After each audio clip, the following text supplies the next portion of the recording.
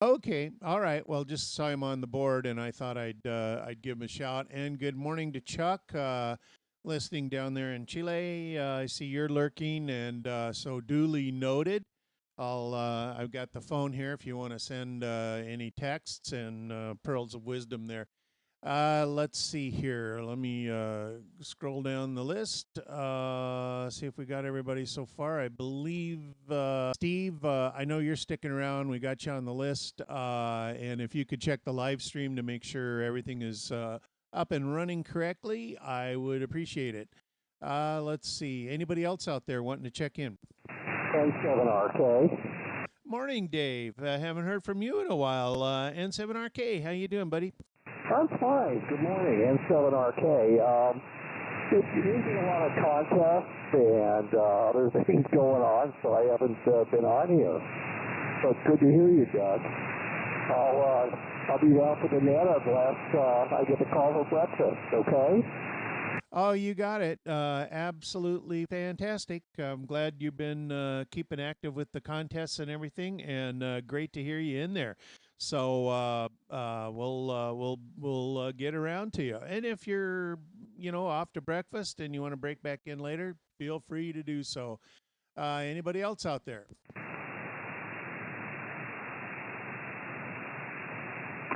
W5RCQ. I'll be here for the duration. Oh, excuse me. All right, Jerry Roberts got you on there, but glad to have you on board. Roger, Roger. Things are going along. I'm doing some preamp installation. Ah, okay. Any band in particular, or all of them, or what? What's are these inside or up at the tower? Well, I bought a couple of the Down East microwave preamps that have the relays in them. Unfortunately, they don't have as much power handling capability as I would like. I'm installing one today on 1296, and it'll be up at the antenna. And I've got a 432 coming that I'm going to put up at the antenna, but they take a while to get here. I do have a question. Do any of you guys insulate your preamps up at the antenna? It occurred to me that 120 degrees at the antenna might not be good, so I've been thinking about maybe insulating them a little bit, but just a thought. I have done that. I do not use any cooling, and the main thing is isolation and terminate them with a 50 ohm load, and then make sure you got a bandpass filter in front of them. Okay, well, I hadn't thought about a bandpass filter in front of them.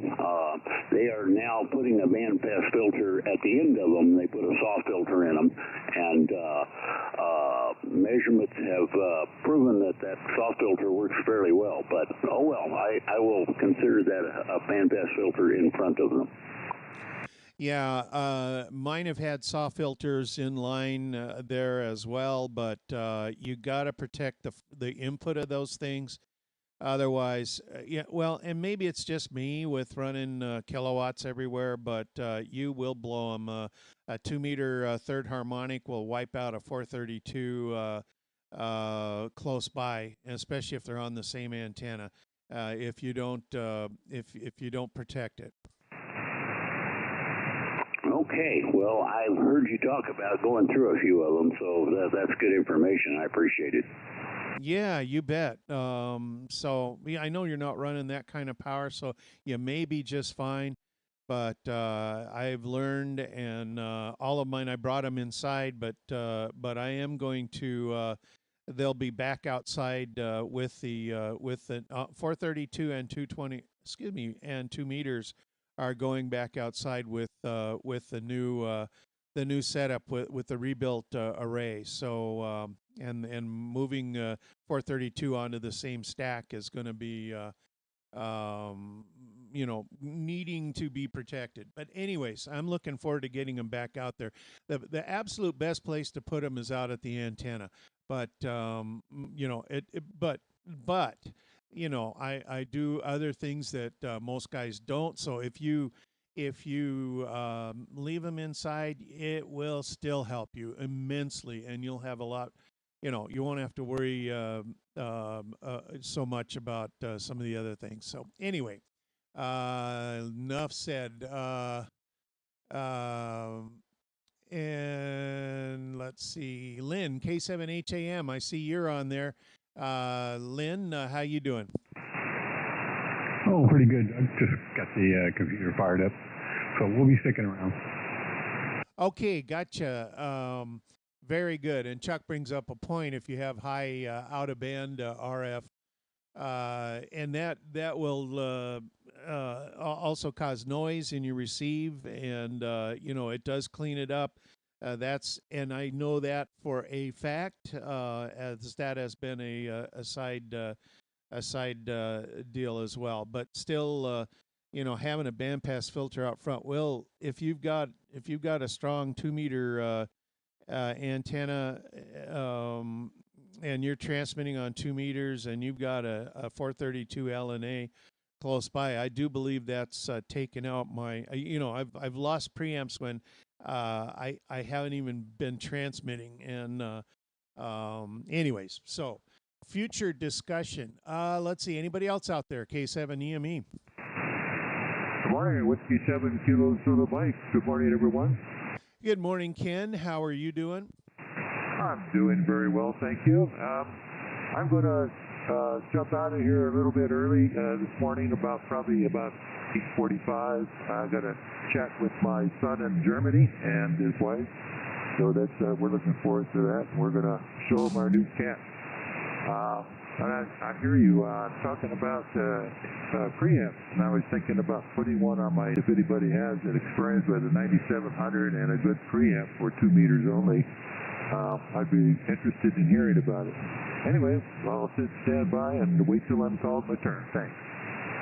Yeah, okay, Ken. Well, just to break it down, an RF switched preamp. There's a real nice one made in I think it's Hungary, that Chuck and I have been using. They're not super expensive. Mini Circuits, I think, out of Australia has a nice one that's RF sensed, and that will work as well. Just get one for 2 meters, and there's a number of them out there. As Jerry said, 2 meters. Oh, geez. Down East Microwave makes them as well. So there's a number of different places you can get them. And having run ICOM 9700s without and with, I highly recommend it. It will help almost any radio, a good gas FET type preamp. Anyway, and we'll leave you on the list, Ken. If you're there, fine. If not, we'll still call you there. Let's see. Anybody else out there? K7EME. Names again, over. I'm sorry, what? I'm sorry, I didn't have my pencil ready. Could you give me the 2 names for the Hungary and the microwave companies, over? Yeah, the Hungarian one, I'll have to get back to you on that. But Down East Microwave, Demi, and Mini Circuits out of Australia. Okay, thanks. I'll look into that. I appreciate it. You got it. Let's see. I see KW7RNX Ron is lurking out there. Ron, go ahead. KW7RNX for the SWOT answer 20. Okay, Ron, where are you located this morning? I'm working out of the QTH this morning. Okay, well, good signal, and no problem copying. We got you on the list. Question? Yes. Am I sounding on frequency, Doug? Yeah, you sound pretty darn good. You're very, very, very, very close. Because usually when I listen to the playback of the SWOT net, I sound like Darth Vader. Yeah, yeah. Okay, no Darth Vader this morning. You're spot on. So if your radio is not showing 250.0, then just make a note of it and always tune to that, and you should be good, golden there. Okay. Right, I'm at 250.05, so I'll lock it in there. Absolutely perfect. Okay, you got it, and that does help me. A lot of times when folks are off frequency a little bit, even though your signal's strong enough, I have trouble hearing. Super easy to you have to really use a mouse to get the RIT kicked in to move in on you. So it's not quite as easy as having a knob. Let's see. And Chuck, their message for you there, Ken. Chuck has the name of the Hungarian source there for the preamps, Jani Electronics, but it's on instant messaging there. And I see K7LOL is on online here. Go ahead and are you copying? Over. Yes, I am. Loud and clear. All right, thanks, Dave. Are you going to be able to stick around? Figured out getting on that, radio screen and check for more. Okay, sounds good. I don't have my antenna exactly on you there, but thanks. We got you on the list, and let's see.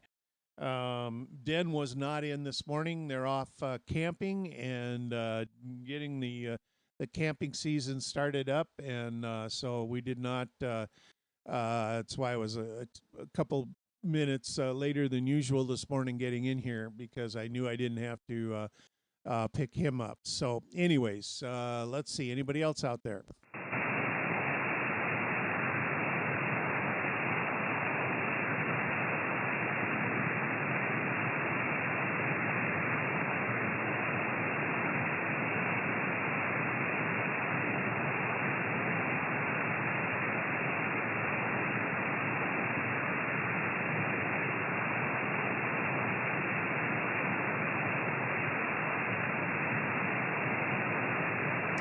All right, and Steve, I haven't heard from you, so I'm assuming the live stream audio is okay. Yeah, Roger there, Doug. Is sounding good and looking good. I posted it on along with the URL, your status, so just want to let you know. Working perfect. Keep it up. All right, man. You're the official audio IT engineer here. Yeah, I'm so proud of it too. Yeah, I've got a badge. You deserve it, because you know a heck of a lot more about this stuff than I do. Yeah, I just wing it. That's the best I can do. Okay, you and Chuck and Robert, you guys keep things held together here on that end of things. Anyways, let's see if anybody else is out there. K7EME. KC7KW. Yeah, good morning, Andy. How are you doing this morning? Hey, we're doing real good. We're just kind of in and out. Just wanted to maybe a QST.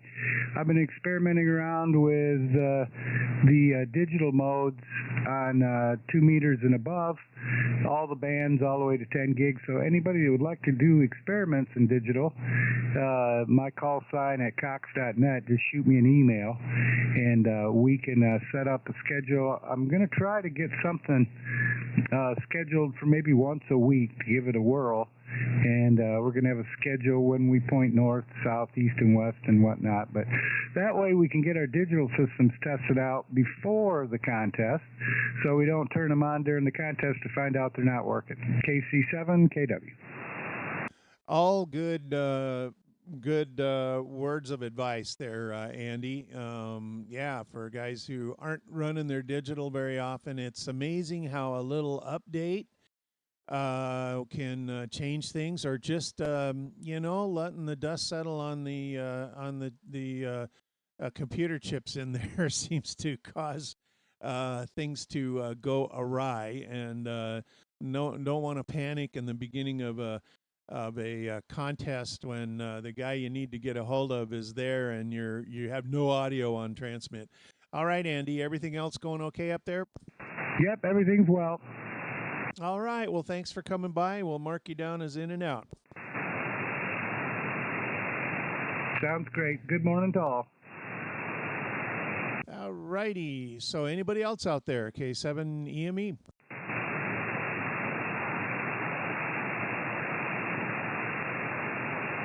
What a beautiful morning. I'm sitting here and Picacho Peak is just outlined so clearly in the to the northwest there, and the Graham Picacho Mountains over to the east of them. And boy, it's just a beautiful, beautiful, still morning. One of those mornings where if they were launching hot air balloons, yeah, I don't know if they're still doing that yet, Chuck, or not, but I think I think this would be a perfect morning for it. Anyways, K7EME taking early check-ins for the Arizona SWOTnet.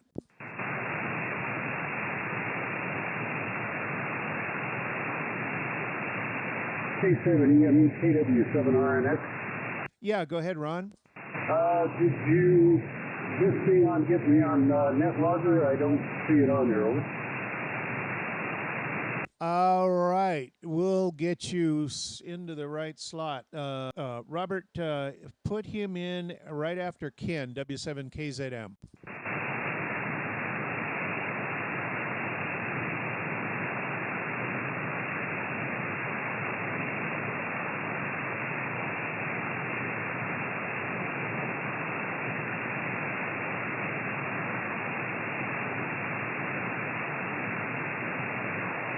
Okay, anybody else out there? Real quick, Doug. Yeah, go ahead, Al. Yeah, Robert, you got Ron's call wrong. It's RNX. Romeo, November, X-ray. Yeah, give me a second, will you? I know I typed it over. It takes a while for it to refresh. Okay. Good morning, Robert.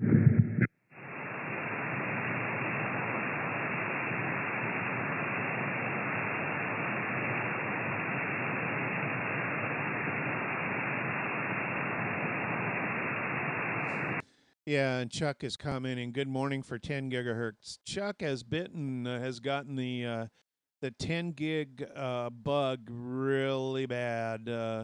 Man, I'm not so sure an intervention might be coming up here.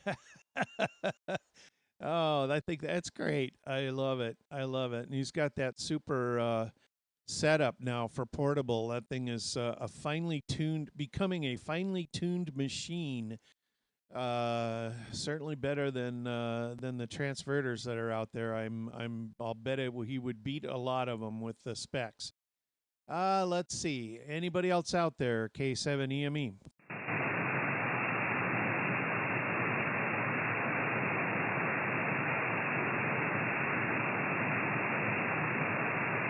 Now swing the antenna around a little bit here. Let's poke out toward the west, see if we can stir up anybody out that way. K7EME for the Arizona SWOTnet.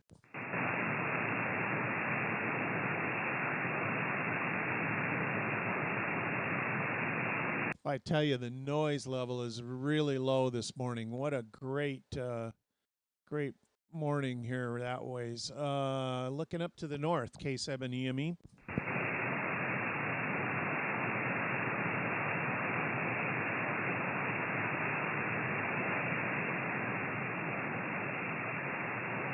And a little bit over toward the northeast, K7EME for the Arizona SWOTnet.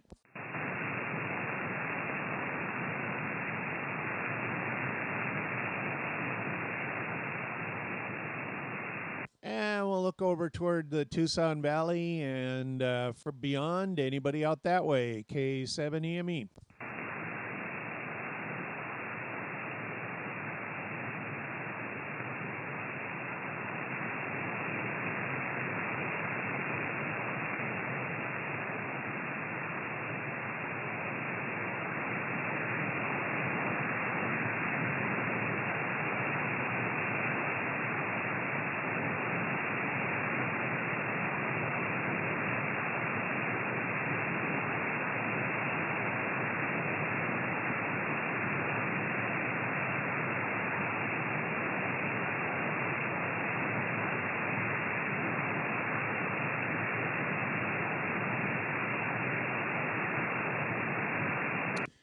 Wonder where Mike is. WD7R. He doesn't have an excuse now that he's back in town. WD7R. Mike, gonna rattle your cage a little bit here.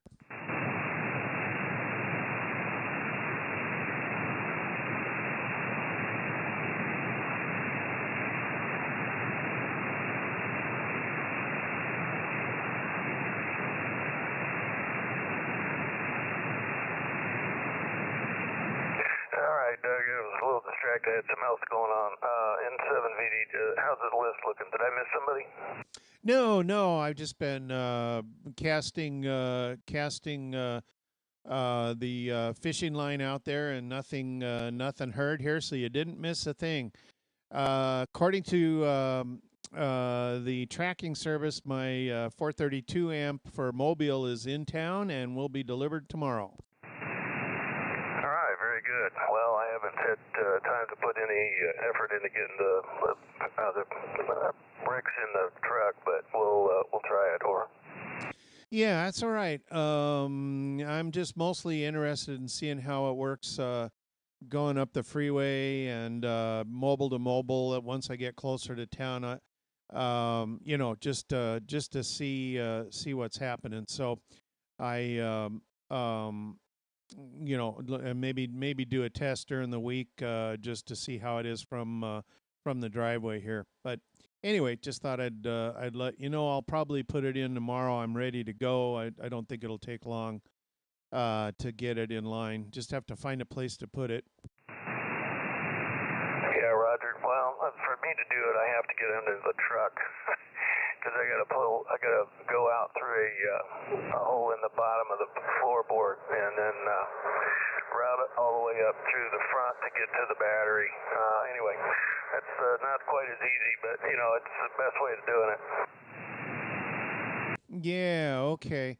Well, I started snapping large ferrite beads around the. I thought the computer was underneath the passenger side middle row on the Denali. I've taken the back row out, but I realized it was for the GPS thing that's in there, and so now I gotta figure out where the computer's at. I wanna see if I can isolate that a little better. Yeah, Roger, I understand. Well, what's coming on when you transmitted? The fans in the rear air conditioning come on full blast. Well, just put the brick right next to it. It'll solve the cooling problem. Hey, there you go. Yeah, that's and it's timed with the RF peaks, so yeah, it'll. That's a good idea. I'll run a duct down there and from the back and make it work. Yeah, that's. Oh man, that's a great idea. Well, that's why you're an engineer. Hey, don't be throwing that term around anymore. Over. Yeah, I know. Same thing here. Yeah, that's a former life and moving on. All right, let's see. Anybody else out there? K7EME. W1GGM. Morning, Emil. How you doing this morning? Oh, pretty good, Doc. Just got in here and came back from the store and fired things up. So I'd pop in and say hello. Nothing really exciting here. I just got tons and tons of house projects to do. I was pretty happy the way that loop worked on Friday on receive. Evidently the flux is working fine. I don't know what I was thinking or what I was looking at, but it seems to be working pretty good. So I was going to try it today if I get a few minutes to see about getting that 80 meter dipole up in the air and see how that works. But I guess it was AJ.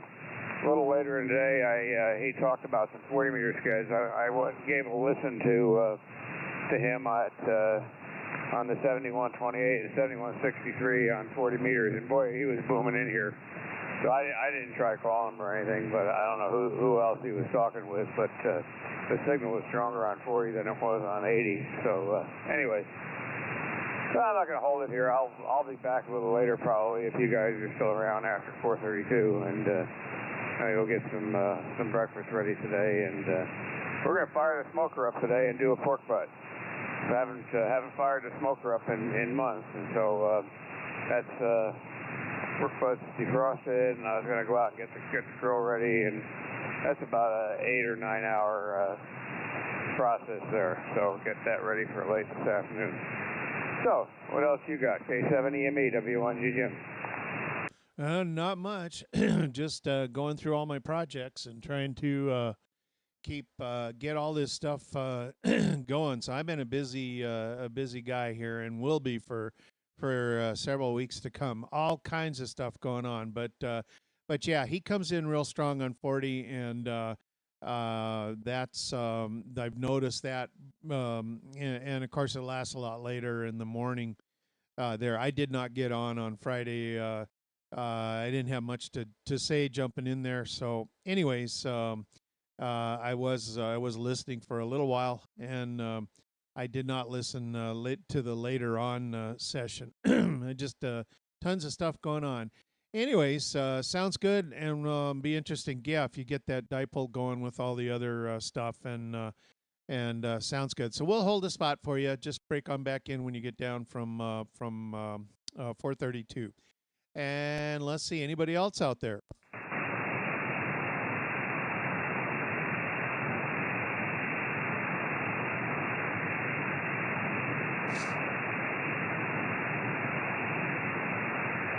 I didn't hear anybody else, Doug. So 73, and good morning to you too, Robert. And we'll catch you guys later. W1GGM off right now.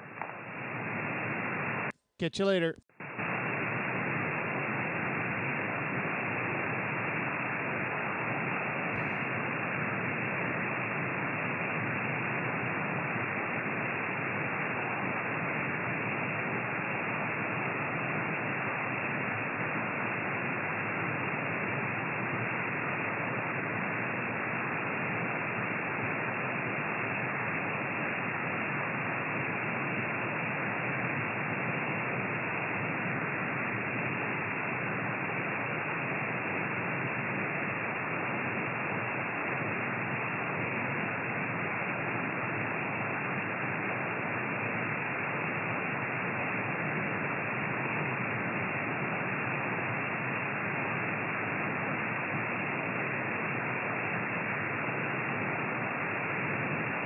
All right, 7-3's Chuck. I see you posted something there, so you have a good one. We'll catch you later. Enjoy your Sunday down there.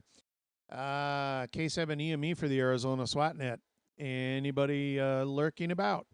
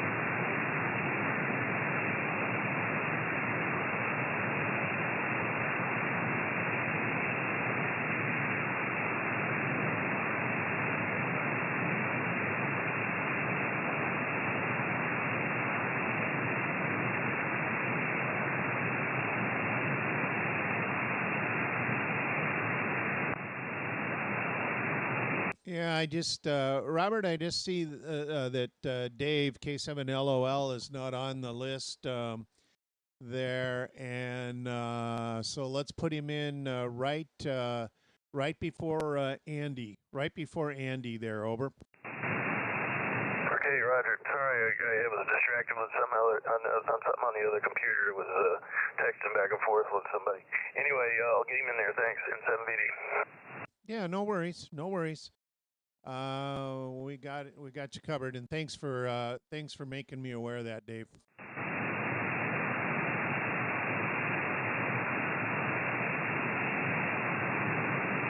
Good morning, WD7R.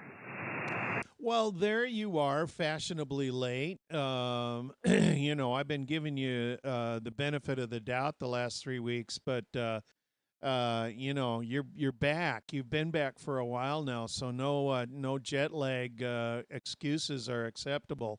I know.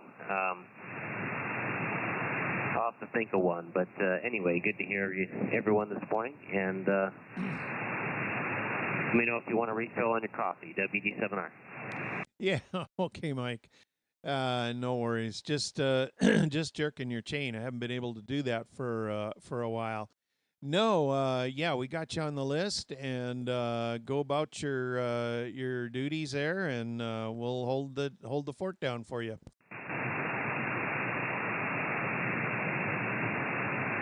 Excellent.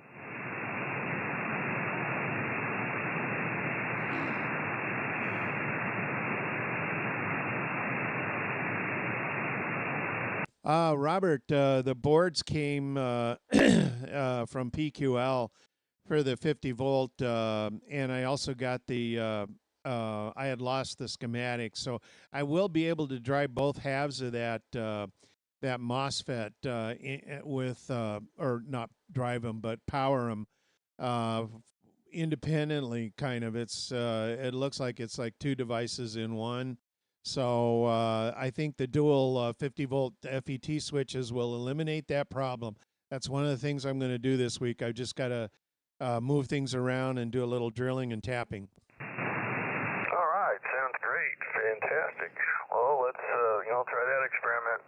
Obviously, still put all the RF chokes you can on the lines to it. Quick question: how did you find anything else wrong, or what was I guess the big issue with Al's amplifier? I guess you got it going at full output. Yeah. Well, the power supply is, of course, brand new. Except for the circuit board. Hold on. And I replaced some components on the control board. And the metering circuit was really messed up, so I redid all of that, and just basically sucked all the solder off and resoldered it, and made sure all the connections were good. 40-year-old solder joints. So yesterday we fired it up. Everything went fine. No sparks, no smoke. 2600 volts on the high voltage, and the tube is soft. That is the main problem that he's got now. But at one point we were able to get 600 watts out of it. And talking to Steve THW yesterday, talked for a few minutes, enough to make sure nothing was intermittent, and so he's back rolling. How does it sound, Robert? Oh, sounds good. I noticed that earlier, and you'd said that you'd gotten it fixed, so very cool. Well, congrats. Welcome back. But you sounded pretty darn good with the other before, at least to me anyway. Very good. Back to you, K7EME at 7BD. Okay, Robert, very good. Yeah, I'm happy to have it back. Doug did a real good job on it, and I'm very pleased. Thank you, Doug. And it's sitting here, I think it's doing about 400 watts right now. That's what I think it's doing. That if I go over to FM, key down, it does 400 watts. So it doesn't show it on sideband, but it is working, and I'm happy with it. Thank you, Doug. Anyway, back to net, K7EME. My pleasure, Al, and I'm glad I'm glad it's going all right. And if we can come across a used tube that's in decent shape, I think the problem is there, Robert, when you key it up, you can just see the power level dropping. It's just the tube does not have a whole lot of life left in it, so that'll be the next thing. But when he gets it, it will be ready to rock and roll, and probably he'll do the full 800 watts easy. All right, sounds great. Well, we'll stand by here. I gotta go check something on the other computer at 780. Okay, sounds like you're double duty. They got you hopping there. Okay, K7EME for the Arizona SWOT Net. Anybody else out there?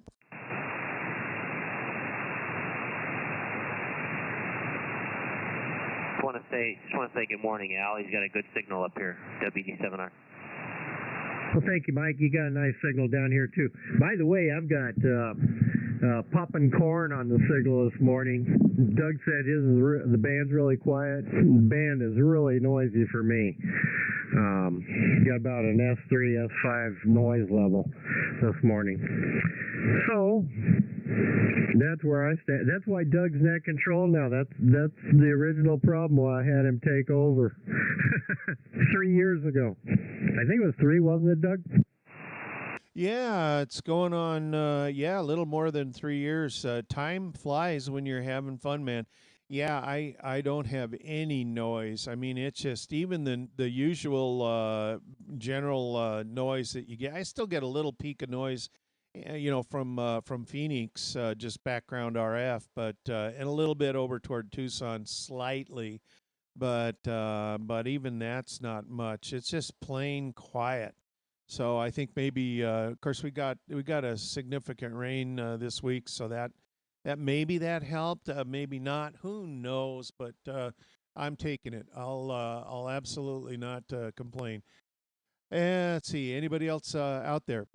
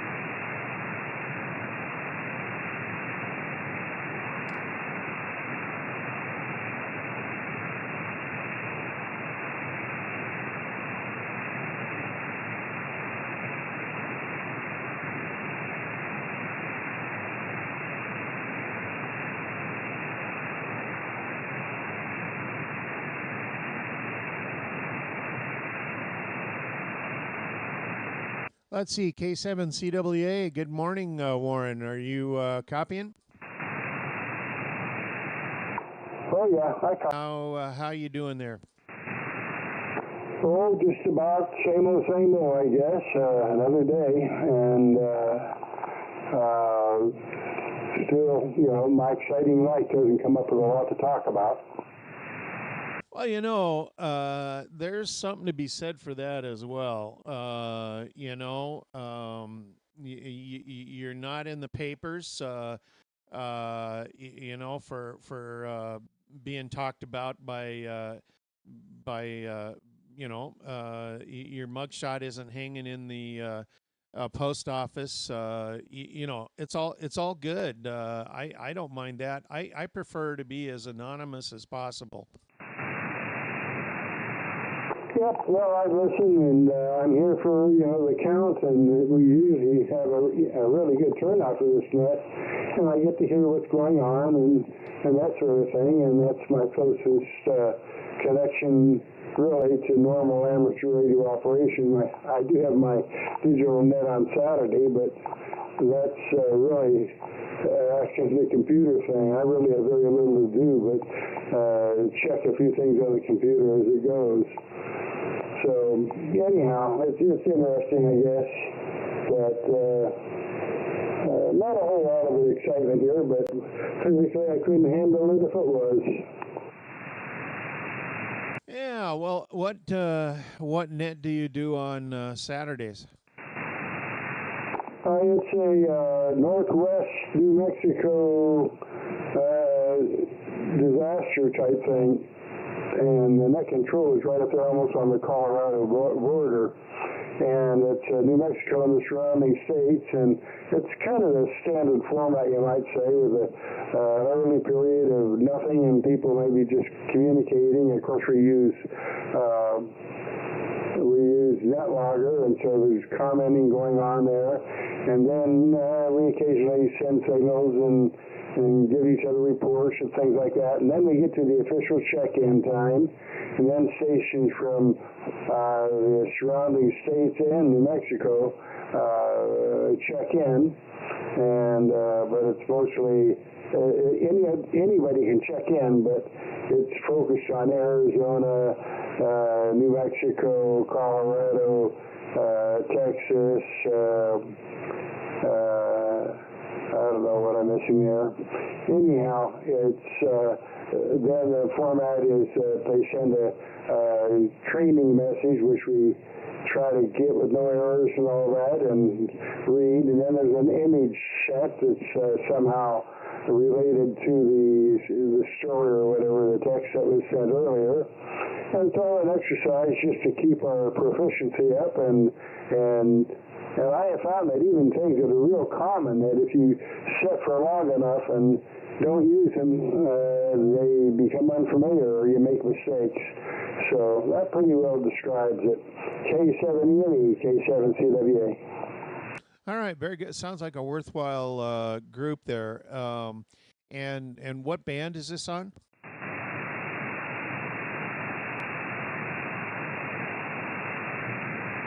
Was there a question there? Yeah, I'm sorry. What band is this net on? Well, it's on 40 meters. Okay, great. Well, yeah, that's important to have those networks going, just like the one here on 2 meters. You know, in case you never know what's what might happen, and having something like that established where the members are all used to going to a certain spot, you know, it's always good. It's one thing about ham radio. All right, very good. I did not know that you did that, so thanks for that. So see, you did have something very interesting there this time. You give yourself some credit there, Warren. Anyways, let's see. Anybody else out there? K7EME.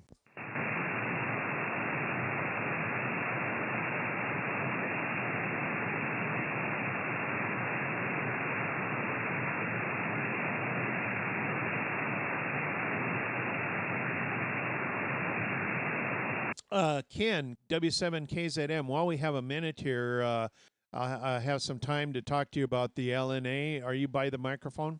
Yeah, I was just sitting here wondering what I was doing, over.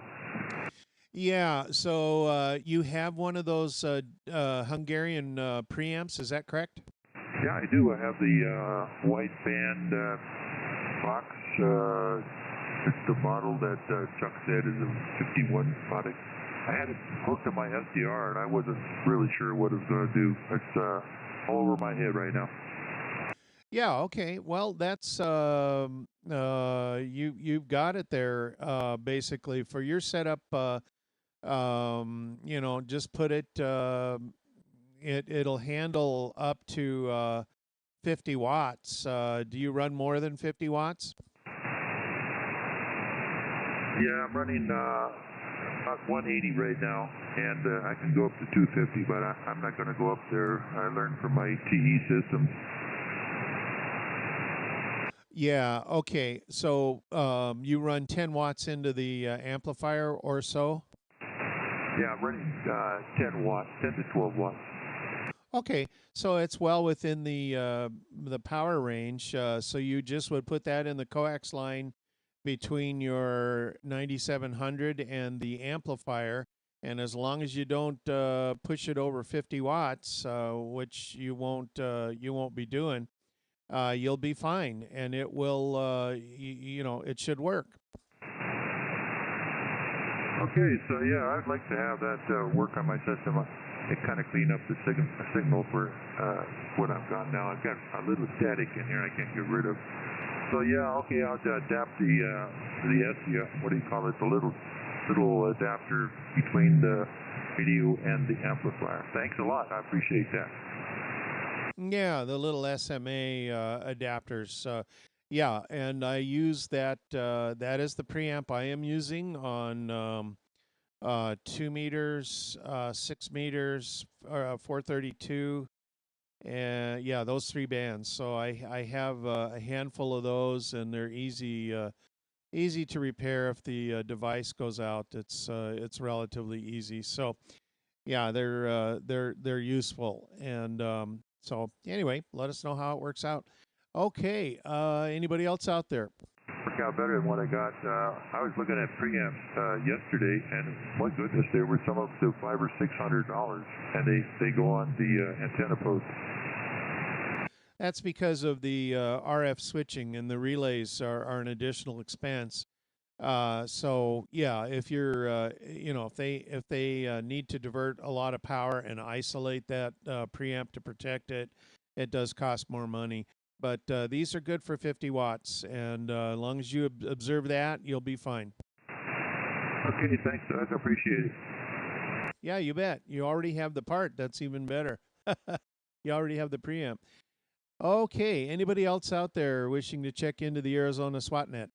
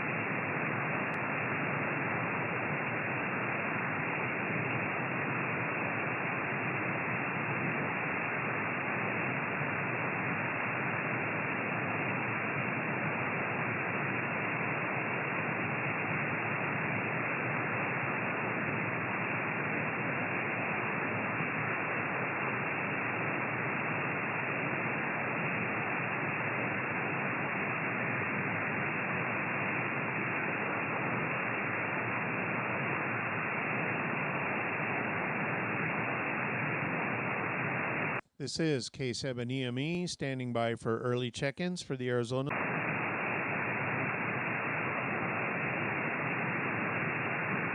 K7EME, AI1K. Good morning, Doug. Just checking in for a little while. Beautiful signal this morning, Jack. How are you doing up there? Oh, not bad. Beautiful day. You're about S9 plus about 5 or 10, so good signal, Doug. A little cool this morning, but sunny and very, very nice out, so can't complain. K7EME, AI1K. Okay, Jack. Very good. You coming down to the Hamfest next weekend? Roger that. Should be there. We'll see you guys there. And picked up, I went to an estate sale yesterday, picked up some stuff that some of the guys might be interested in. So got to go through it and bring it down. But some VHF, UHF amplifiers. So I'm sure somebody will be happy to see those, Doug, over. Oh, absolutely. Especially any of them in the on 432. I picked up one, but I'm going to keep it. It's a very, very old Hendry 2004. It powers at the rack mount, which I don't find any information on, but it's not the desktop, but that was strange. And there's a 902 amp that I have to research. Not sure. Can't find any information on it, so maybe one of you guys knows what it is, over. Yeah, what's the brand? I don't know. I can't find any information on it, Doug. It's solid state, so I've got to maybe open it up and see what the device is and maybe get an idea of what the output is of it, over. Yeah, I have a couple of them down here. One's a Crescent, and I think it's about 150 watts or something, and there's not a lot of information on it, but I ran a sweep on the input and whatever. I don't know about the biasing, that sort of thing, but it's got a lot of other, the SWR shutdown circuitry and stuff, and I think I'm just going to pull all that stuff and just go with the raw a palette and just kind of start from scratch with it, and then just look the device up for biasing and go from there. Yeah, very good, Doug. I'm sure you'll figure it out. Give you something to do anyway. All right, don't want to tie up your net. I'm not sure who's checking in, but of course I'm going to check out of here about 8:45, so I got to meet the 432 boys. But good signal as usual, and looking forward to any check-ins. If anybody needs us, we'll be here for a while listening, Doug, over. And we'll looking forward to seeing you next week. So as always, you take her easy. All right, anybody else out there? K7EME.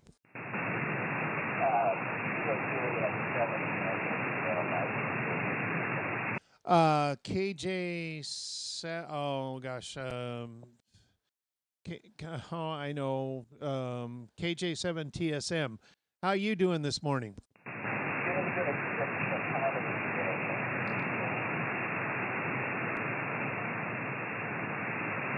Okay, I've got real light copy on you so far here, but Dave, are you going to be able to stick around? I'll try to find you a better. I'll try to find a better heading for you. But are you going to be able to stick around, Dave?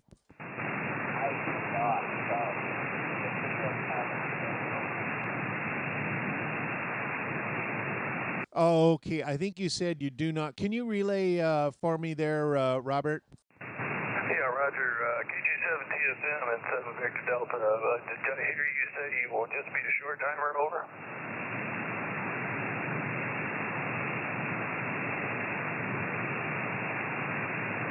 Yeah, I believe that's what he said there, Doug, over. Yeah, okay. Thanks for checking in, Dave. Appreciate it. And we'll catch you next week.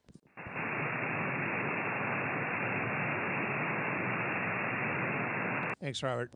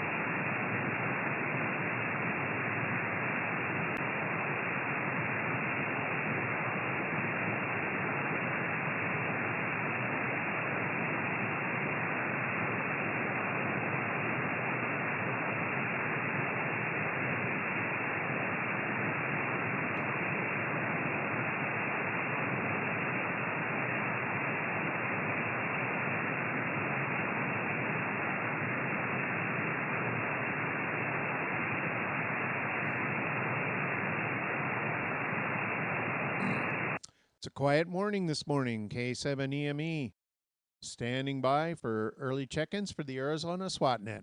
Kilo Bravo 7, Mike Delta Bravo. Kilo Bravo 7. Let me get that written down. Was that Mike Kilo Bravo?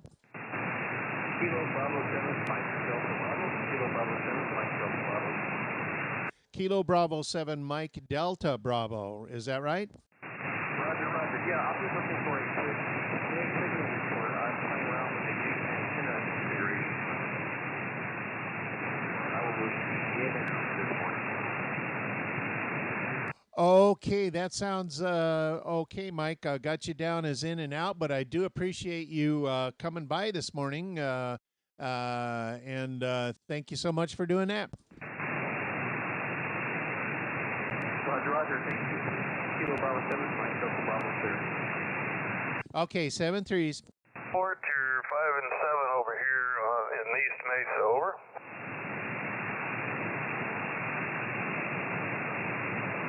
Okay, sounds good. 5-7 in East Mesa. Yeah, I just got a reasonable dipole of about 25. So you're coming in about a 5 and 4, but we'll copy Kilo Bravo 7, Mike Bravo.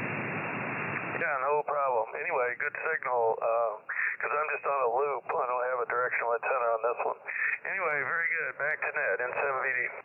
Yeah, Mike, did you say your dipole is 5 feet? 5 feet? 1, 2, 3, 4, 5? No, 25. 25. Okay.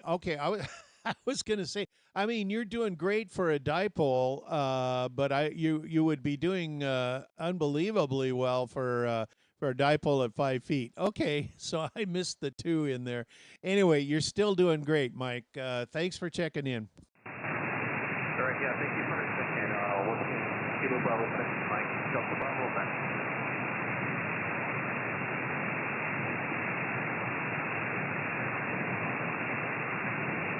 November Delta 7 Echo. Morning, Mike. Another Mike here, ND7E. How you doing this morning? I'm doing pretty good, Doug. Working on my coffee here so I can speak correctly. Anyway, good morning to everybody. I'll be in and out and try to make it to the Camp Fest, I guess, in Scottsdale next weekend. Anyway, have a good day, Doug. ND7E. Okay, Mike. Well, I'm glad you took the time to stop by and say hi. Anything special going on this week? You got any trips planned coming up? Anything like that? No, I'm going to just hang out and find some projects to work on, and can't think of exactly what I want to do, but we'll find something to do to occupy the time. Yeah, well, that's the nice thing about being retired is you can always find something to do, and it's not stuff you have to do for the most part. Sounds good. We'll catch you maybe next week there, Mike. 7-3s. Okay, sounds good, Doug. Yeah, I'm recovering from that road trip, and after getting sick, I'm not in a hurry to do it again. So have a good week, Doug, and hopefully see you at the Hamfest. ND70 clear. Okay, 7-3s. WX7G. Well, there he is, WX7G. Your loud signal this morning there, Jim. How you doing? I'm doing excellent as always. It's the time change. When the time changed, my power increased. Did that happen down there? Yeah. My time. I love it when everybody else's time changes and not mine. Okay. Well, yes, I always find it amusing this time of year when we go through all that, and they point out the fact that Arizona, for the most part, does not participate in that. Well, I think more and more states are making noises. I think Oregon is gonna quit doing it. I know Washington State. I don't know why but I'm glad Arizona doesn't.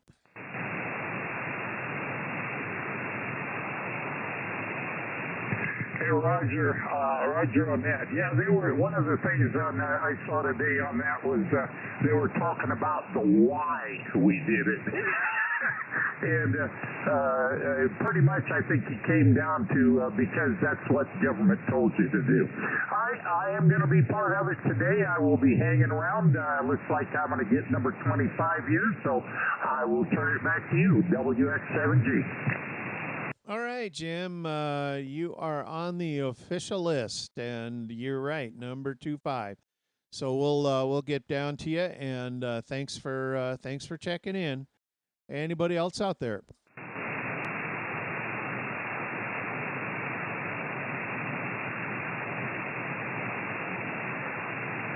All right, I think I'm going to take a little break here and go see what the dogs are barking at, and make sure things are shipshape out there while I'm in here and they're not tearing into anything. And so, Robert, if you could take that, I'll be back shortly.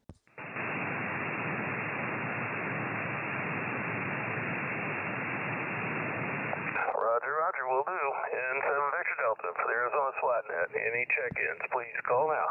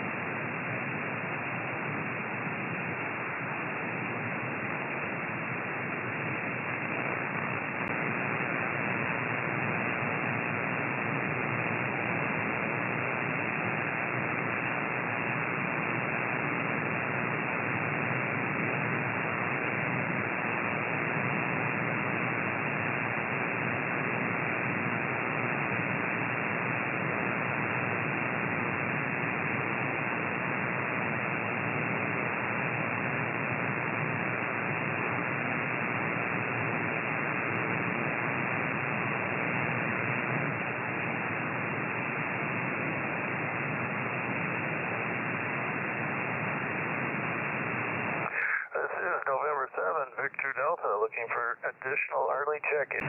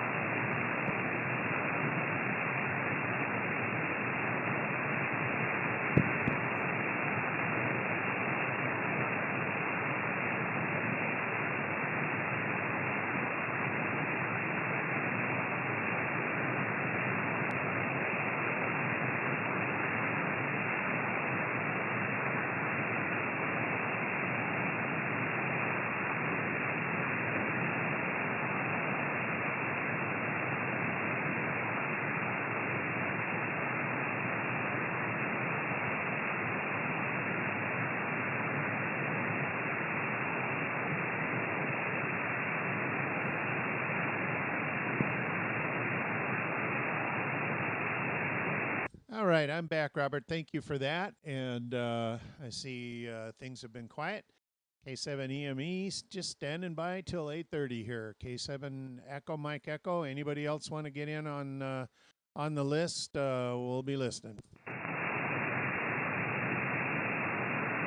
Doug, Whiskey 7 Kilo Zulu Mike. Got one more question about the LNA. Over. Yes, sir. Go ahead. Yeah, it looks like a pretty fragile board. Do you wrap it up in something, or you buy a plastic box? How do you protect this while it's running on your desk? Well, as a matter of fact, you're correct. It is very fragile, and I have had a problem with one of the SMA connectors on my 432 one getting knocked off of the end there. I was able to resolder it back on without any trouble. But a good way might be to find a little plastic box.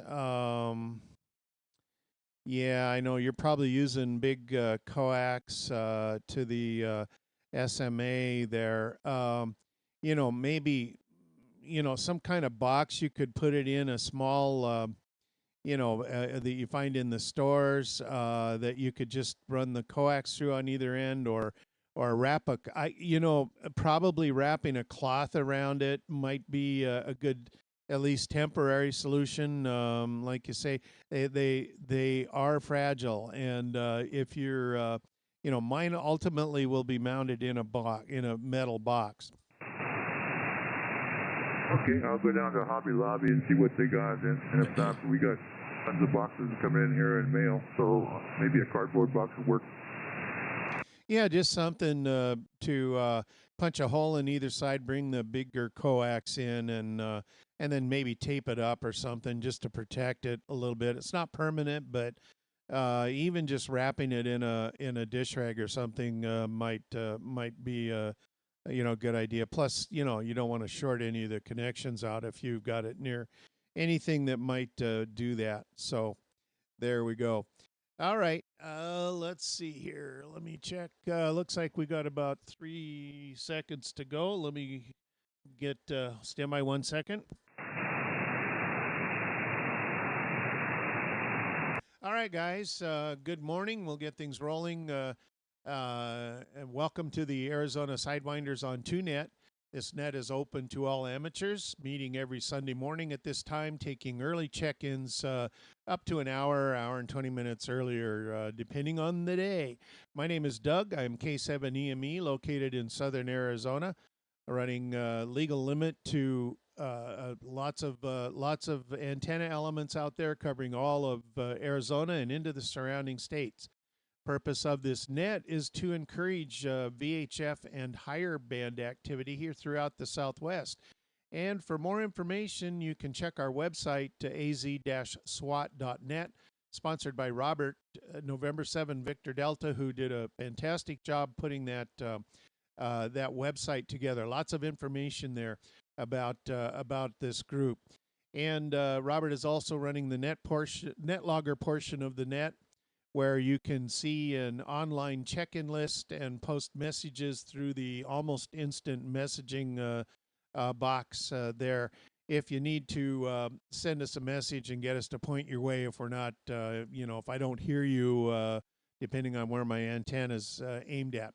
So I think we got everybody on board, but I am going to do the usual check around the compass here to see if we can pick up anyone else. I'm going to start aiming out toward the west and the northwest. And let's see if anybody out there is wishing to check in to the Arizona Sidewinders on TuneNet.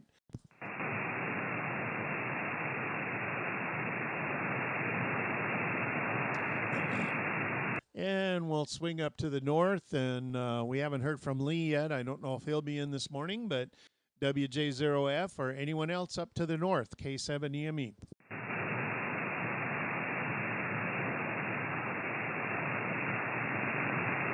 And to the northeast, K7EME.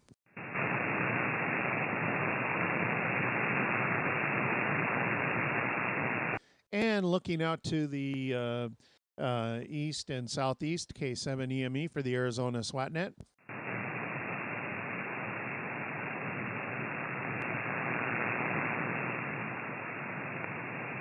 All right, nothing heard. Let me get back toward Phoenix here.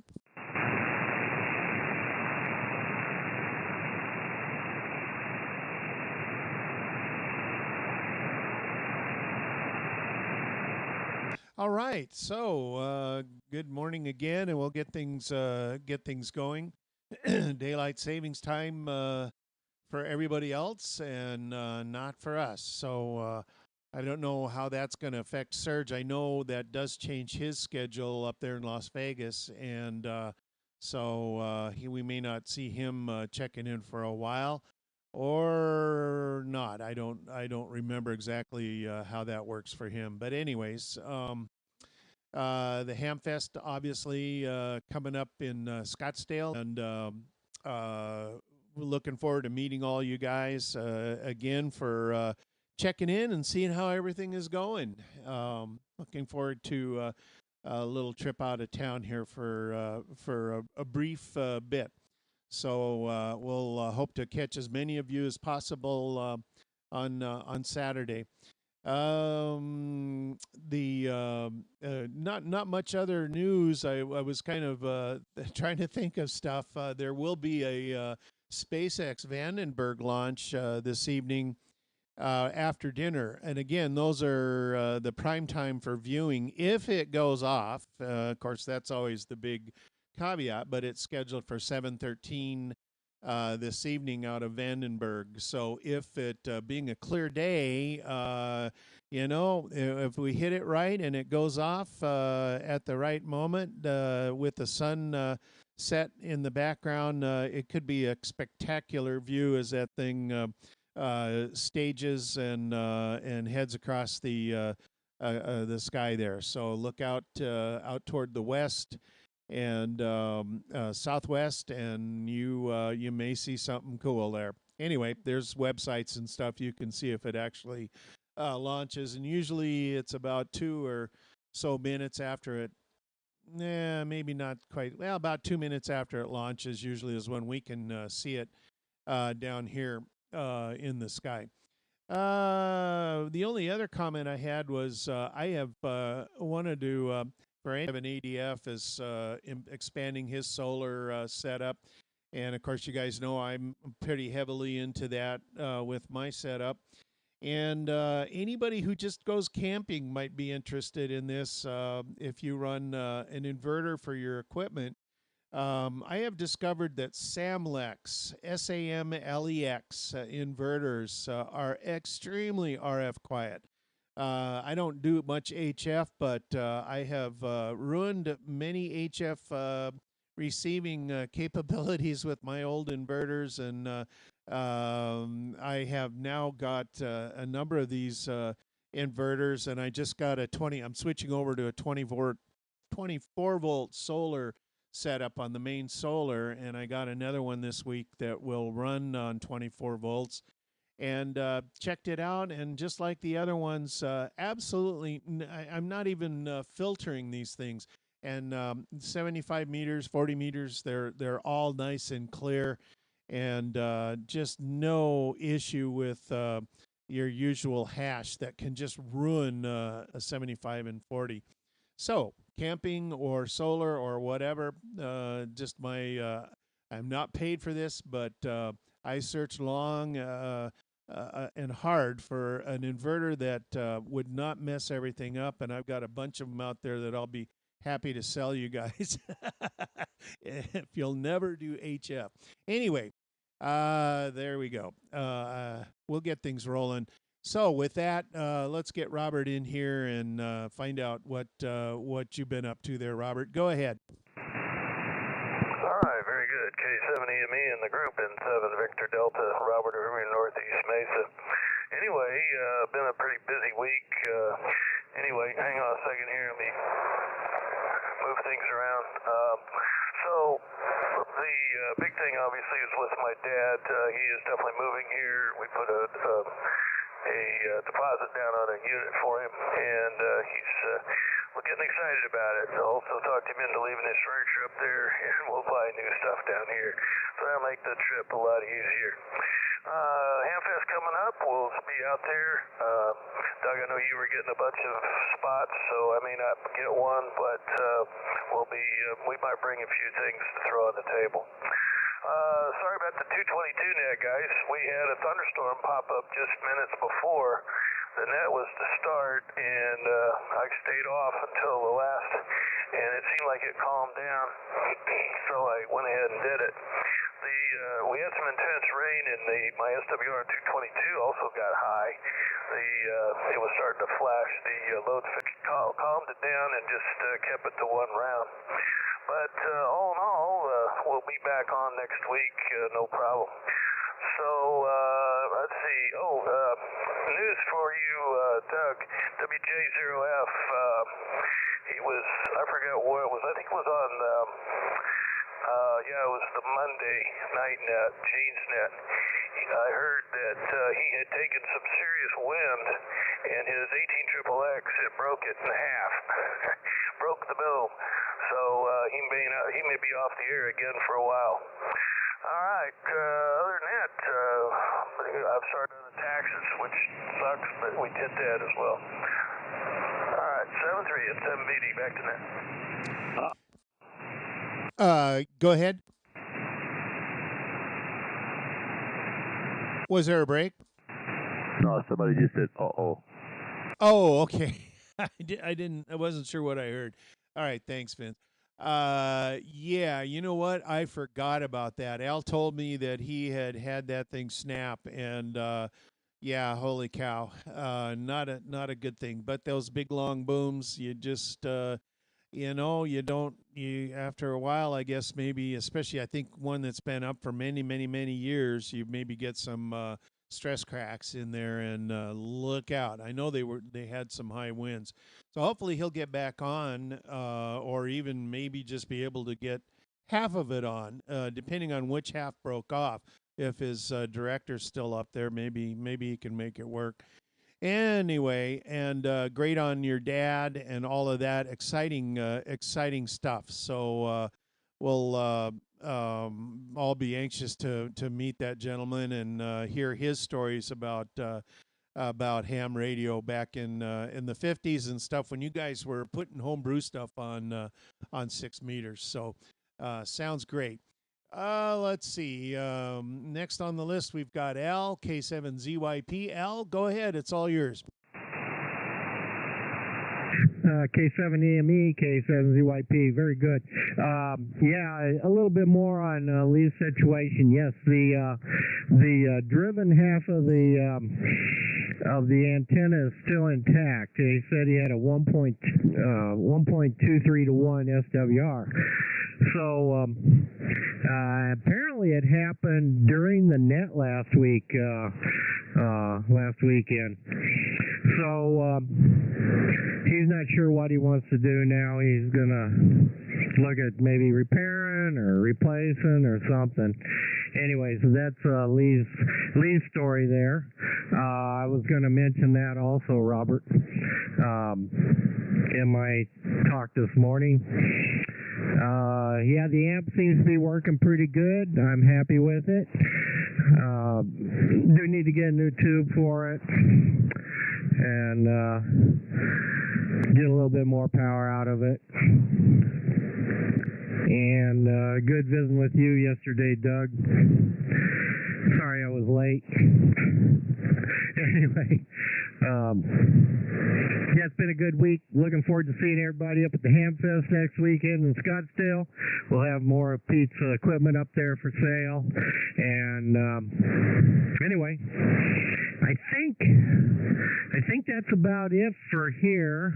Oh, it's good. N9OBB back on the air. I was wondering about him last week. And anyway, hi to Chuck once again, if he's still listening to the live stream. So we'll catch y'all later. This is K7ZYP. Back to net. All right, Al. Yeah, you get that too. But worries me is that I mean, you're fine with 400 or 500 watts, but it's that moment when that thing finally goes and then you have zero. That's what I'm worried about. You could run forever, maybe like it is, but Yeah, something to do down the road. Anyway, I'll keep an eye out for you as well on tubes because I'm always looking around on for stuff. Let's see. Who do we have next? We've got Steve, N7THW. So thanks for helping us check that amp out yesterday when we got it on the air, Steve. We do appreciate that. And how's everything going at your QTH? K7EME, N7THW, SWOT 3663, Steve over here in Mesa. Doing okay. Good Sunday morning, everybody. Basically not a lot going on in my world. I'm kind of keeping the home front running while Janet recovers from her procedure she had two extremely large kidney stones. It's kind of interesting how they do that. And anyway, so she's got a week of trying to collect all the stones that are coming out and going to have it done again. It's kind of amazing how they got so big. But anyway, that's what I'm doing, kind of keeping the home front running. And got the yard cleanup to do scheduled for today, and I'm going to put a Mexican chicken casserole together today. So doesn't that all sound like a whole bunch of fun? Anyway, I'll try to get out and do a bike ride too and have some sort of fun out there in the beautiful weather we're having. Hope to see you all at the Ham Fest Saturday. I'll be out there in the morning sometime. So K7EME and 7THW, back to net, Symmetry. All right, Steve. Yeah, you're doing double duty there. So I'm glad things are going much better for Janet. And never had a kidney stone. Hope I never do. I've heard that it is not a pleasant experience. So I'm glad she got it under control, or is getting it under control. Let's on the lineup. Go ahead. How's things going up there in Gilbert? Well, good morning, Doug, and the rest of the group. This is Steve, Whiskey 7 Whiskey Hotel Bravo, SWOT number 3697, and things are going pretty good. We were kind of shocked we're number 5 on the list today, but it's my own fault. I woke up way early, and I thought I woke up at the normal times I usually do on Sunday, but Saturday nights I turn off my location device on my phone on Saturday nights, because Saturday nights is my night. That's mine, and nobody needs to know anything I'm doing on Saturday night, why I'm doing it, where I'm at, who I'm with, what I'm drinking, what I'm not drinking, whatever. So I turn all that stuff off, and it's mine, and I did not turn it back on early in the morning last night. And as a result, it gave me a time of like 7:50 in the morning that I woke up, when actually it was 6:50. So I heard Al and Steve on here talking, and I thought, wow, Al's going to run the net today. That's how I got in early, to make a long story short. But we're also AWOL. We were supposed to go to the NASCAR race today. My friends, I gave them the tickets and told them to go. Got a little bit of a medical issue holding me back for the last week or two, so we decided we're not going to go. But we're okay. Just a small issue there. But I wish I was at NASCAR. Anyway, daughter is on her spring break, and I'm sure we're going to be busy for the rest of the week. She'll be wanting to go here and there and so forth, but she's doing a good job in college, and we're happy for her. And she wants to go somewhere, that's fine, we'll take her, because she's not driving. She got a driver's license, but she doesn't drive, so there we go. And the last week or so has been pretty busy, because this past week, we picked us up a camper trailer, and we're not going to miss the next Quartz Fest. We're going to go camping this summer, and that means we'll have antennas with me and some radios, and we'll be doing our camper thing. So that's all good, and that's all that's really been going on here, Doug. Hear everybody real well this morning, and looking forward to hearing Jerry's Sun report here in the next couple of people. So that's all we got there, Doug. Back to you. This is W7WHV. All right, Steve. Lots of stuff there. So sounds like like you got a lot of things going on, and spring break for your daughter, and making sure she has a nice, relaxing time. Good deal. Got to recharge the batteries and the brain for getting out there back into the swing of things and learning stuff. And from what you're saying, it sounds like she's doing really, really well. So kudos to your daughter there. Well, let's see, Vince, K7VNE. How are you doing up there? And give us the dog report and all that good stuff. Thanks, Doug. K7EME, Vince Salm Hills, SWOT 3670.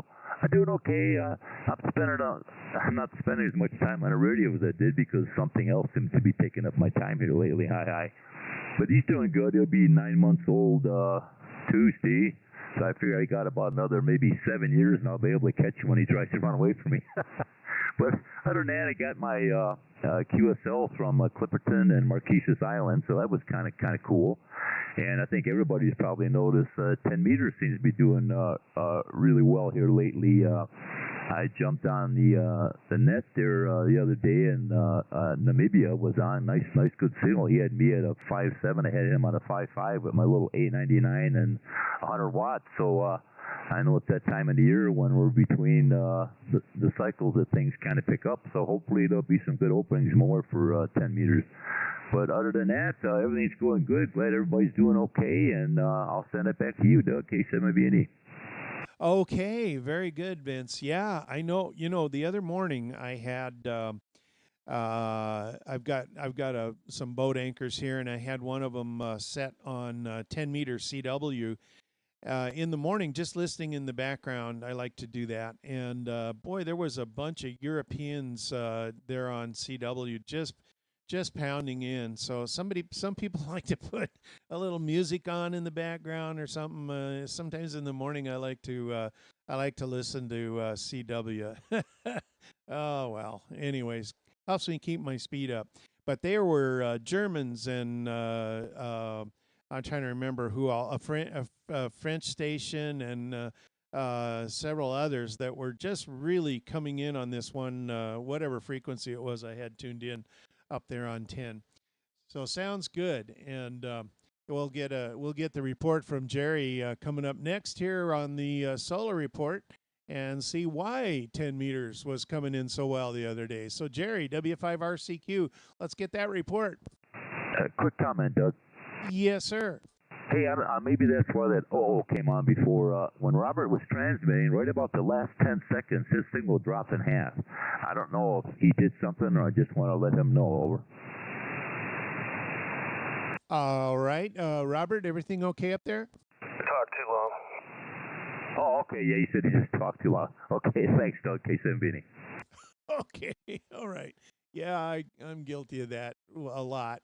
All right, Jerry, go ahead. Yeah, good morning, K7EME and the net, W5RCQ, Jerry in Sun City, SWOT number 3662. Well, old Saul's kind of boiling along. There are, let me see where I wrote sunspots, and the sunspot number is 99. I think, I always think of 100 being the magic number, but 99 is good, and the 10.7 centimeter number is 135. There is an X-class flare possible. We've already had the largest flare of this cycle. A couple weeks ago, we had an X6.3. Luckily, it didn't burn up any telegraph offices or anything, so we got by with that just fine. Remind everybody that we've got a total eclipse coming up in about, I think, 28 days now, something like that. We're at the edge of it, so if you want to be total, you're going to have to drive over to New Mexico somewhere.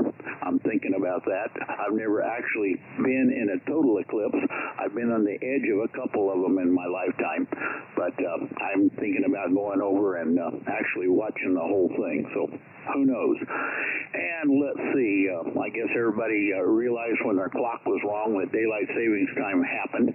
I don't know why the rest of the world continues to do that. I think we're smarter here in Arizona, but that's just my opinion.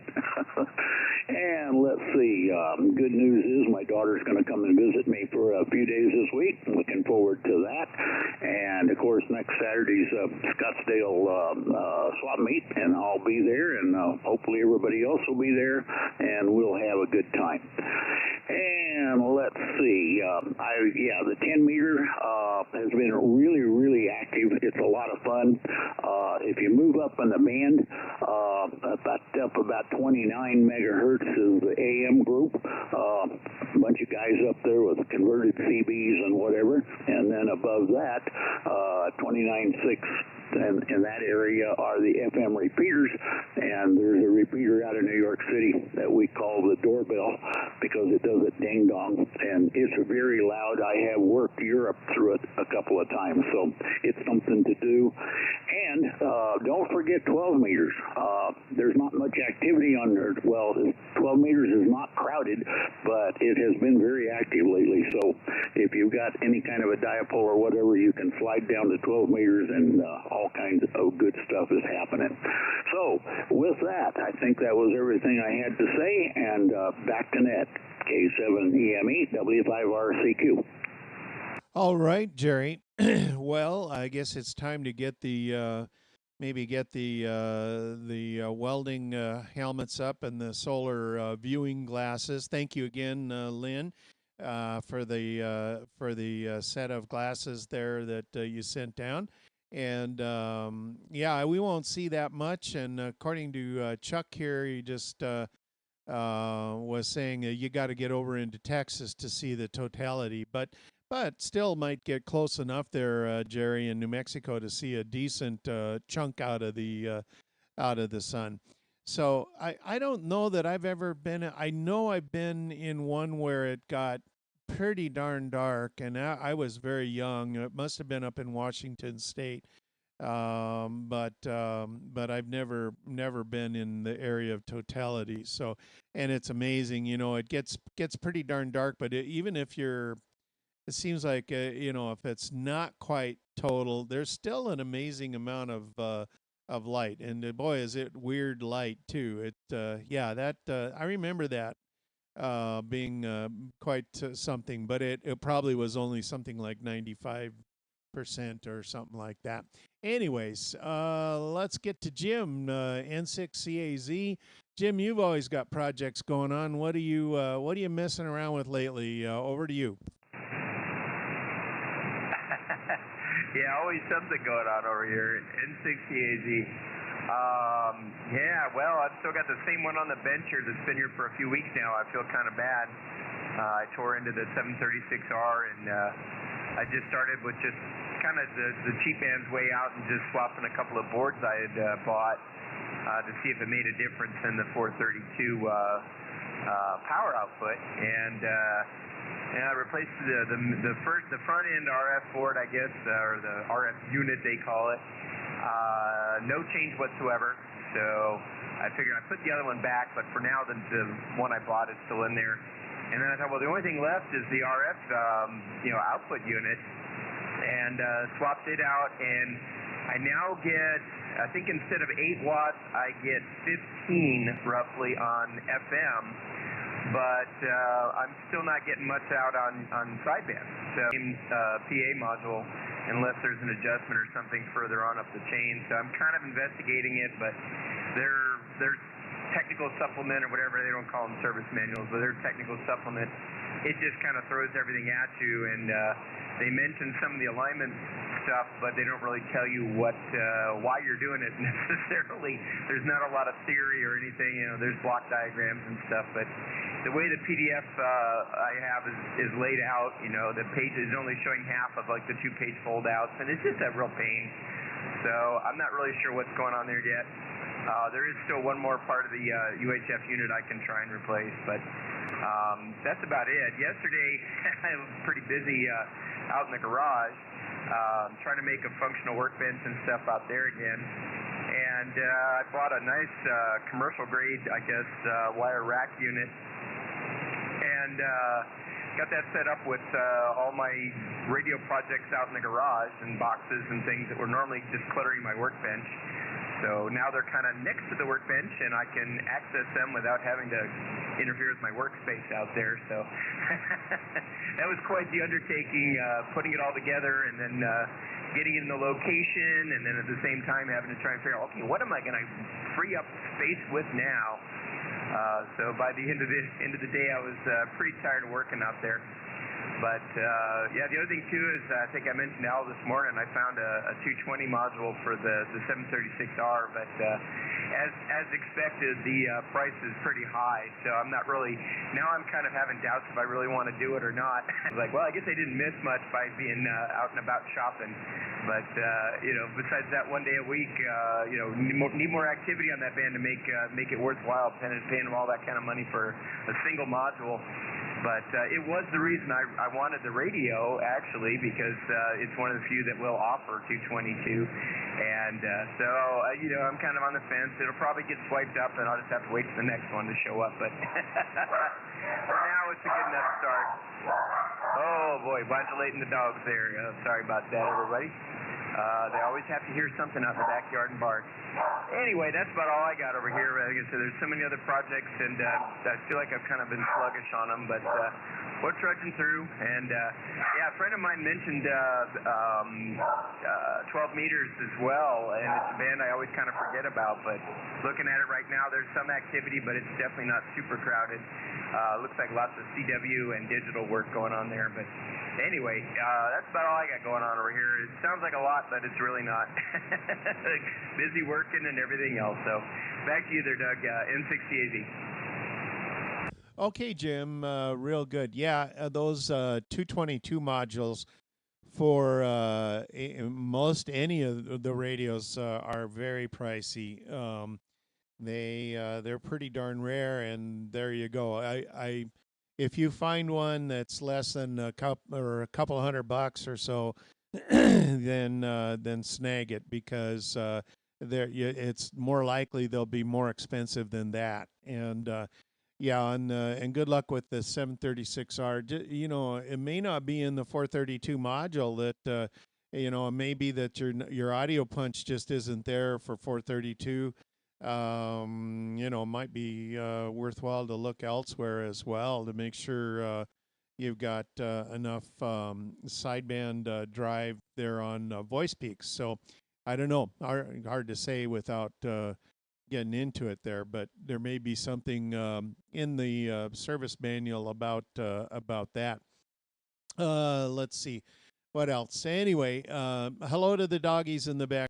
All right, let's see. Dan, N90BB is next, and Al, would you relay him, please?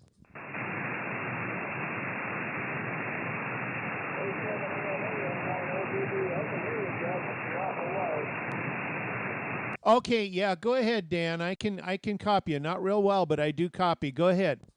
I'm here, by the way.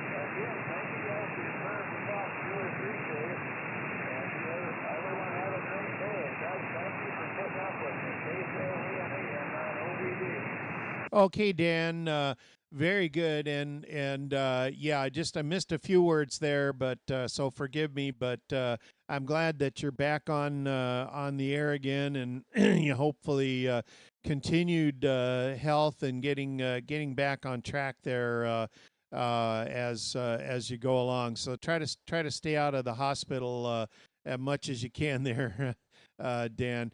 All right. Well, thanks for checking in, and glad you're back home. Let's see, Dave, K7SWK. So you are next, and how was it this week without having to have a business to attend to? Good morning, Doug, and the rest of the net. This is Dave, K7SWK, slot number 3729 in Northeast Phoenix. I'll tell you what, it was different. I met with the new owners on Monday and passed the torch and spent the rest of the week off and on making calls to clients and letting them know the new circumstances and everything. But it was very, very strange, and I still have a little bit of that to do. But for the most part, I think everybody's sort of getting the hint of what's going on. And the new owners, great guys. I've known them for a long time, so I'm sure they'll do a great job. And everything. So retirement, I can't complain about at all. It sounds pretty neat. So .net on next week. I wish I had been, but I think my wife and I are going to Mexico. We have to have some business down there that we have to attend to, and I don't think I'll be back by then. We'll probably end up. We're going down on Wednesday, and we'll probably be down there for 5 or 6 days.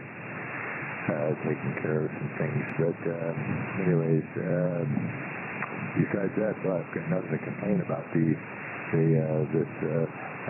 retirement stuff is it sounds like it's going to be a lot of fun and allow me enough time to do some other things I certainly wanted to do for a long time. But anyways, that being said, that's about all I have for you this week, Doug. And I just wanted to say hi to everybody, 73s all, and God bless, and we'll talk to you when we can. Probably won't be next Sunday, but it'll probably be the Sunday after. But anyways, have a good one. K7SWK. Okay, Dave. Well, I'm certainly glad to get that report, and glad you're really, you're not enjoying it yet, but you will be. I know it took me a long time to actually realize when I woke up in the morning that I didn't have to jump in the shower and head on about my day and drive to work. So it takes a while. It's a whole different mindset, and well, once you get there, you never want to go back. That's for sure. All right. Well, you are officially excused from next week. Have a safe trip to Mexico, and we will see you after that. Jim, W7ADF. So how's it going with the new solar setup up there, Jim? Go ahead. Yes, here in northeast Scottsdale, Rio Verde foothills. Yeah, the solar system's working good. I've got it working right now, working all the radios. Actually, I've got pretty much the whole shack here running off my system there. And I want to second your comments on the Samlex inverters there. That's what I'm running, although it's a 12-volt one, 2,000 watt. But absolutely no noise out of it. So, yeah, I did a little research also before getting that and looked at the specs, and very good for, attenuating, any noise there. So, yeah, I can't recommend those highly enough there. So, yeah, the 222 Robert said I had a little difficulties in addition to what was going on there with all the thunderstorms and everything. I could hear everybody, but I couldn't transmit. And after doing a little bit of troubleshooting yesterday with WD7R, came to the conclusion that little connector here on my coil cord to my Kenwood MC50 microphone needs a little repair work, so that's on the agenda. So got that back going again with another microphone, but anyway, that's about it from here. So everything else is good. Back to you, Doug, K7EME in the group, W7ADF. All right, Jim. Well, glad to have another off-grid station there. It's just a great sort of feeling that you can't be knocked off the air for at least the power grid going down, and that's I don't know. It's just a good feeling to be able to have that, and solar systems that you found. I know you're the same thing as me. You once you start on one, especially off grid, it's something that you keep adding to and refining, and it's almost a hobby, a sub hobby of the radio, ham radio. At least what I found. Anyways, glad you're doing well. Get that MC60 fixed up, and you'll be back in no time there. Let's see, Dave, N7RK, are you back? Are you still here? Go ahead. Yeah, he wasn't sure he'd be able to stick around. So, Lynn, K7HAM, you're next. Go ahead, Lynn. Okay, thanks, Doug. K7EME in the group. K7HAM, Lynn and Gilbert. SWOT number is 3717. And it's just kind of been a nice leisurely week. I didn't have any doctor's appointments. I don't have any for the next couple of weeks, so that's good for me. I don't have to run up to the doc and all that kind of stuff. And so just been sitting back chilling and enjoying the change in the weather. And enjoyed the little bit of rain we got the other day. Not much, but I'll take it. And we'll see what happens in the future. It's supposed to warm up into the 80s, which is okay. Just don't want to hit the hundreds just yet. Other than that, nothing else going on, so I'll shoot it back to you, Doug. K7EME, K7HAM. Yeah, I'm not looking forward to that either. We got to enjoy this beautiful weather while we can, and because a month from now, we'll be starting to be back into the frying pan. Anyways, glad things are going okay with you, and we'll be talking to you soon. Maybe see you at the Ham Fest there. Ken, W7KZM, over to you. How you doing?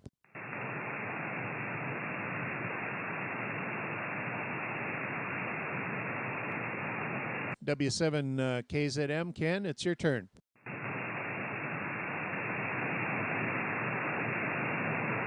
All right, Ken is not there, so let's get to Ron, KW7RNX. Ron, over to you. Good morning, K7EME and SWOT Net, KW7RNX, from around Tucson State in lovely Tucson, Arizona. Radio-wise, I worked a little bit of HF this weekend, or this week, and not a big D extra, but I got down into Costa Rica, which was kind of fun. I did rekindle this week my use of GMRS. I am licensed on that, and I probably wouldn't be here today without getting a start in that. So, talked to a few people, some of them were younger users, and they never got involved in the CB radio like some of us did. So their first step into the pond has been FRS for them, and just pass on a little bit of advice of that. I had a young gentleman that wanted to know about going from an HT or taking an HT inside, and I just kind of gave him, at least in my opinion, where to work your dollars. Antenna, coax, and then maybe the radio in third place. So I could be off on that, or at least can correct me, but I did pass on to him about the April Ham Fest in the Southwest Community Radio Service GMRS group. I think it's going to have a tender there. So I encouraged him to attend the Ham Fest in April and make contact with those people, and they would probably have to talk to him and point him in some other directions that might help him out. So if anybody's interested, I am WRNX 920 on GMRS. So if you look at my vanity call sign on amateur radio, you can understand maybe where that was derived from. So K7EME and the SWOT Net, this is KW7RNX, and I will throw it back to you, Doug. Okay, Ron, very good. Interesting. You brought up the GMRS there. It's something I don't know a lot about, but about a week ago, I was reading about some of the radios, and there's a lot of possibilities with that service, and you can run a little more power, and I just was interesting to learn about that. So I'm glad that you're active in it, and certainly it's a useful thing and a good setup for UHF. For having for emergencies and what have you. A lot different than Well, I mean, in an emergency situation, the CB band would probably be not too useful, but I could see how that would be worthwhile to have that. So I'm glad that you commented on that. Interesting. Sometime we'll have to talk about that. If you're at a Hamfest or something, bring one of them along and we can listen on it. Let's see. Uh, Dave, K7LOL, you're next. Go ahead, Dave. Good morning, Doug, and the group from K7LOL, Dave in Hawatuki. Had a little excitement on 6 meters recently. Managed to work at a station from New Caledonia, and it was like a miracle contact. I was so excited I had to step away from the radio just to calm down. I was wondering about the launch that you mentioned earlier. What time zone is that in? Is that going to be Pacific Daylight Time, I assume? Just so we can get a bearing on what that means for Arizona. Also, on 6 meters, I managed to decode JH1GBO a couple of times, so that was pretty exciting here in Japan on 6. With a vertical antenna, not too shabby. It is truly the magic band. Last week, you guys were having some problems hearing me, and I found out that I had accidentally hit the mic EQ button and turned it off. So, that's touchscreen, new radio, oops, figured that one out. The question I had for the group is how many of you guys run amplifiers? I'm starting to wonder if that's going to be a requirement for 2 meters. And the other thing that I had on the list is your folks in Phoenix want to open your windows before the race starts so you can hear the flyover for the NASCAR race. That's always good fun. Anyway, that wraps it up for me. Back to you and the group from K7LOL. Okay, Dave. Very good on all of that, and congratulations on the 6 meter, the decodes in New Caledonia there, and all that. I really love 6 meters.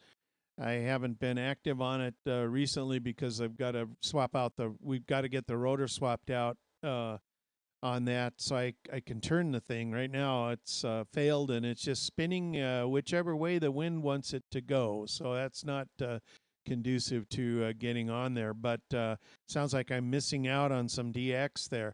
As far as the question on 2 meters and an amplifier, it certainly helps. You know, what are you running, about 50 watts? Yeah, the 50 watts.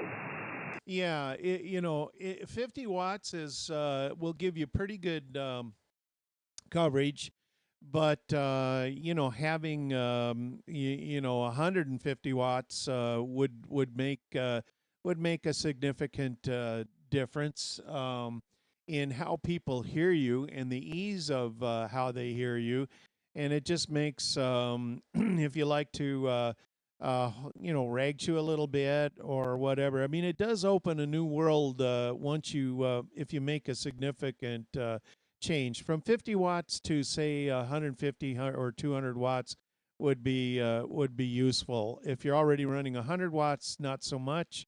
But anytime you can more than double your power, it will make a noticeable difference. So. And a lot of times those amplifiers will come with preamps as well. So that will help you receive more stations. So it's a worthwhile thing to investigate. And Hamfests are a good place to find 2 meter amplifiers. There's a lot of them out there. The Mirage is the most popular one that you'll find. And they do 160 watts with 10 watts input. So yeah, I would recommend it, and it'd be something to think of. It's a good upgrade. But on the other hand, putting up the best antenna that you can and running 50 watts into that. It's like an amplifier as well. So if you're using a small Yagi going to a one that's significantly larger, would make a similar difference for you. So it doesn't always have to be an amplifier. So that's the quick and dirty rundown on on that there, Dave. I hope that gives you some insight to that. Let's see, KC7KW. Andy was in and out, so let's get to Emil W1GGM. So Emil, how you doing? Over to you.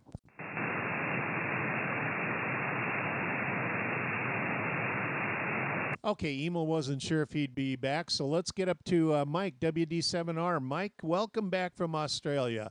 And tell us, are you getting situated back in, and tell us about your trip. Yeah, good morning, K7EME in the group, WD7R. Well, no place like home. Good to be back, but we had a fabulous trip.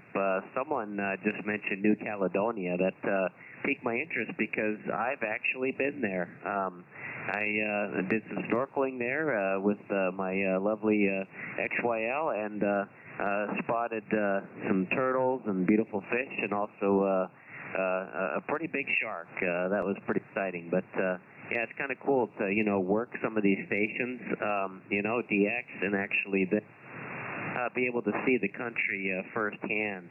It just puts it all together. You know, quite an adventure. 16,000 miles, three new countries, six islands, and a lot of fun in between there. And crossing the international date line and the equator was also a cool milestone.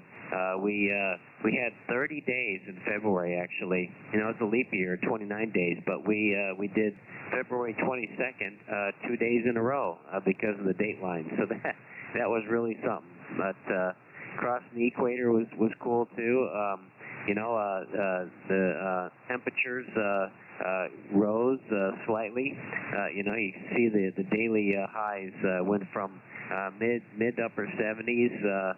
You know, down in Australia on up to about 85 Fahrenheit during the day, right around the equator, and then getting north of the equator, heading towards Honolulu, temperatures dropped again and went down to about mid 70s. So it's really cool to see that. But yeah, had a good time. More stories to come, but good to hear everyone on here today. And I want to shout out to Jim and Doug and the rest for taking the nets and roundtables while I was away. Really appreciate the team effort keeping things going, and looking forward to hearing one and all tonight on 3695 at around 6 o'clock. If you all want to join, get on 75 meters and burn up some HF airwaves there. So, Doug, thanks again. We'll share more stories at the Hamfest for sure next Saturday. Looking forward to that. I'll pass it back to Net Control, and thank you for running this great net as always. WD7R, back to Net. Okay, Mike, excellent. And, well, no problem on the nets, but Jim did the lion's share of that, and he did an excellent job keeping things going in your absence, so no worries there. And, well, I tell you, a trip of a lifetime there for you to get down there and do all that, and the snorkeling and everything.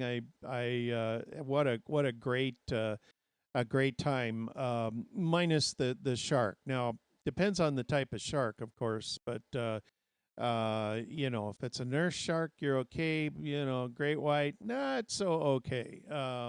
But you know how that is. Anyway, I'm glad you made it back safely, and looking forward to hearing you tell us more about that fantastic trip.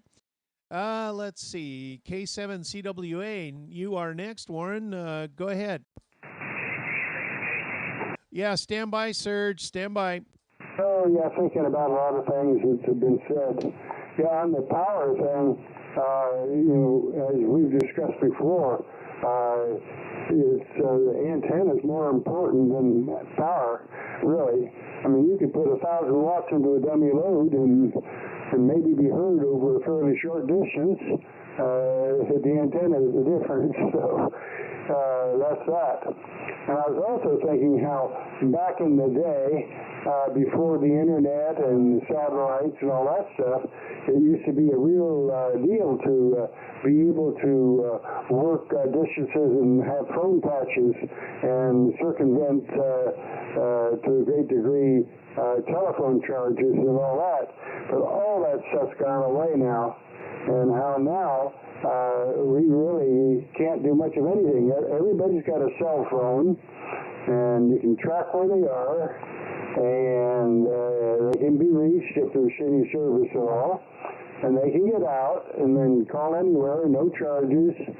And if you want to handle emergency traffic, well, there's all the satellites and everything's already up there. There just isn't any emergency traffic anymore. So the landscape has changed greatly, but amateur radio not so much. And I think it's a good idea to try to be prepared, try to make things to be able to be on the air and all the rest. But even if you get on the air during emergency and you connect to somebody, maybe, and then you two can talk about it. And if he gave you a piece of traffic, you'd have no way to distribute it, or there's no system anymore. So it's all in the interest of doing what you can, I suppose. But as far as real-time support for emergency services, that's a little bit more pessimistic, I think. Anyhow, not much to say. We talked a lot before, when I first came on, too. And I was going to make some comment right at the end, but of course you moved on, and I don't remember what it was, so we'll just leave it at that. K7EME, K7CWA. Okay, very good. Yeah, that amazing what the technology is to think you can be walking around doing your grocery shopping and get a telephone call from Europe on your cell phone, and no delay, just like they're standing right there or they're a block away. So yeah, pretty cool on the technology there, Warren. And right before you came on, heard Serge in there, KT6KT up in Las Vegas. So Serge, we got daylight savings time, but you got in. How's things up there in Las Vegas, Serge? Go ahead.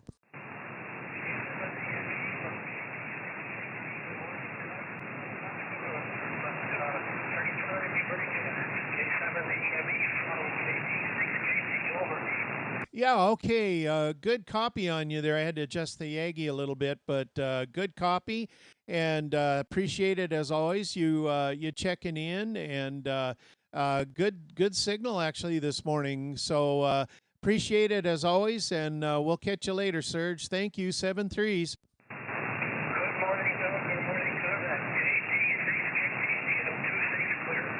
Oh, beautiful copy. Beautiful copy. S5. Almost S6, Serge. 7-3s. Okay, what a great copy on Serge there this morning. So fantastic. Let's see, AI1K, you are next. Jack, are you still around? Nope. Okay, KJ7TSM, Dave, and KB7MDB. Mike, we're in and out, so that gets us to another Mike, ND7E, up in Catalina. How you doing?